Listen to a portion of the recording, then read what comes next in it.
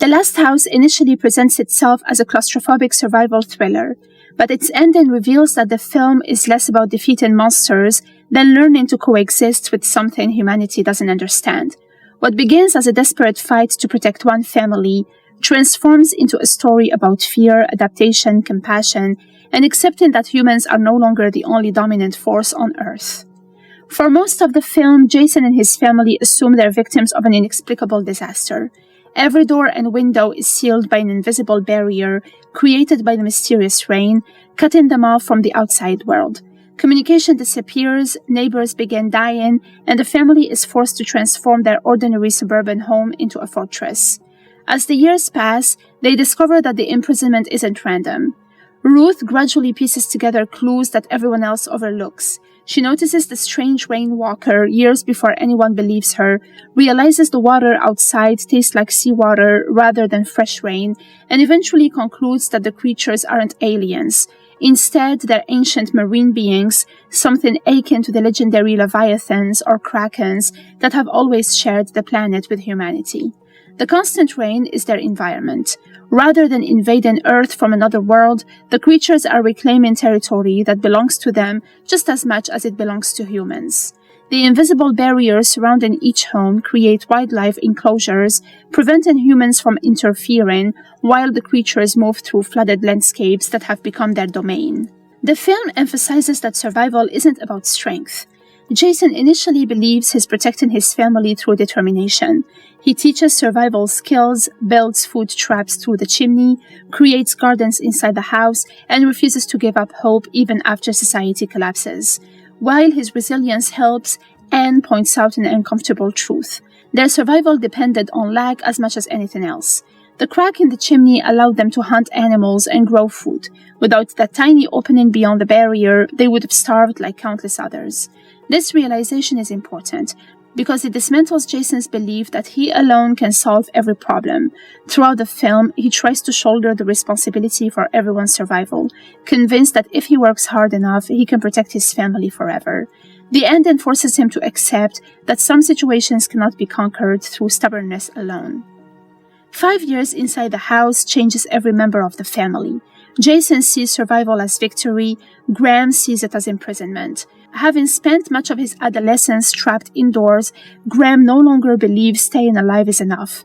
When Jason wants to continue hiding indefinitely, Graham argues that they have already sacrificed too much. His statement that surviving isn't the same as living becomes the emotional turning point of the finale, and Anne agrees. For years, she supported Jason's optimism, but after Ruth almost dies from infection, the crops are poisoned with salt water, and the creatures begin entering the house itself, she realizes the family's strategy has reached its limit. Instead of asking how they can survive another year, they begin asking how they can truly live again. Throughout the film, the family assumes the creatures are hunting humans. The climax suggests something much more complicated.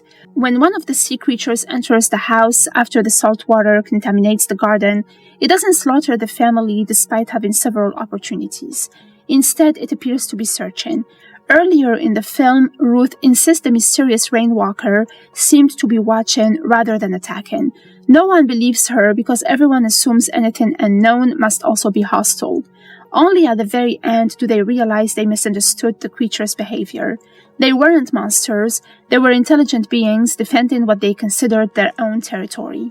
The biggest twist comes during the family's final trap. After years preparing for exactly this moment, Jason succeeds in harpooning one of the creatures.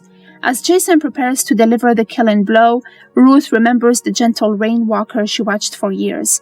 Looking at the trapped creature, the family notices something they ignored before. It isn't behaving like a mindless predator, it's crying. Its mournful sounds resemble fear and pain rather than rage. That realization changes their perspective. Instead of seeing a monster invading their home, they recognize another living creature trying to protect its own world, just as Jason has spent the entire movie protecting his family. The parallels become impossible to ignore. Jason and the creature have been doing exactly the same thing from opposite sides.